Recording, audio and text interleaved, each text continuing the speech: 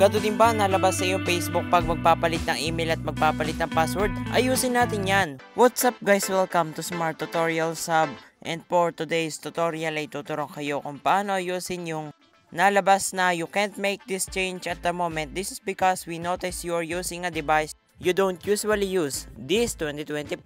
May dalawang way para maayos ito. Pero bago tayo magsimula ay huwag kalimutang pindutin ang like, share, and subscribe. Almost 7 months ko na pong ginagamit ang cellphone ko sa aking FB account.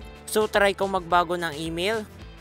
Kasi nga nalimutan ko yung aking password, hindi ko din yun mabago. Pumunta ako sa personal details at contact info. Tapos kinonfirm ko po yung aking email. Pero ang nalabas po ay ganito. Kahit 7 months ko na pong ginagamit ang aking cellphone. So baka error lang po ito na FB. So ganito po ang solusyon dito. Una po muna guys sa i-sync o i-connect muna ang Facebook sa Instagram account mo. Ito po ang video ko para dyan. Hanapin nyo na lang sa channel ko. Pumunta po sa Instagram app na nakakonect po yung Instagram sa Facebook account mo. Then pindutin po yung account mo. I-tap yung 3-line icon. Tapos dito po sa settings pindutin yung account center.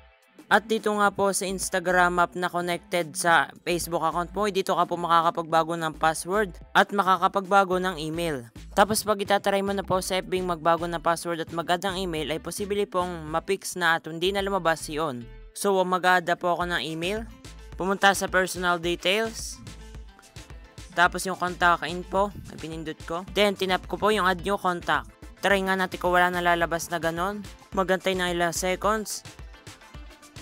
At yan guys, wala na ngang lumabas na ganon. I-enter ang code galing sa email. Then tinap ko po yung next. At matagumpay ko pong nabago ang aking email. I-try mo po ulit sa Facebook kung gagana ang way na ito. Pero pag hindi po, ito pa po ang second way. Ang tangi po natin yung second way ay magsesend po tayo ng report sa Facebook. Pindutin po yung 3-line icon sa taas. Mag-scroll down po pababa.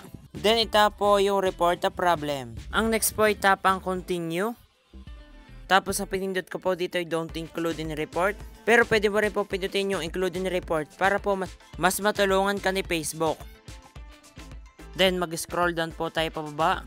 Dahil hindi po yung mga yan ang problema natin. Now we tap ang other. Then ilagay po dito yung screenshot ng ating problema sa Facebook.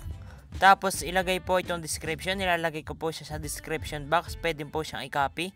At i-customize. I-make sure po na lahat ng problema po diyan ay nailagay mo na po.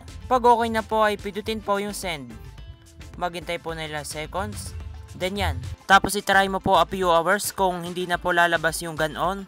Or magantay na ilang araw para mapagkatiwala na ni Facebook ang iyong device. At sana po maayos gamit ang way na ito. Thank you for watching at kung nakatulong kong mawala ang nalabas na ito ay tulungan mo naman ako. Pindutin mo ang like, share, and subscribe at panoorin ang next tutorial. Thank you!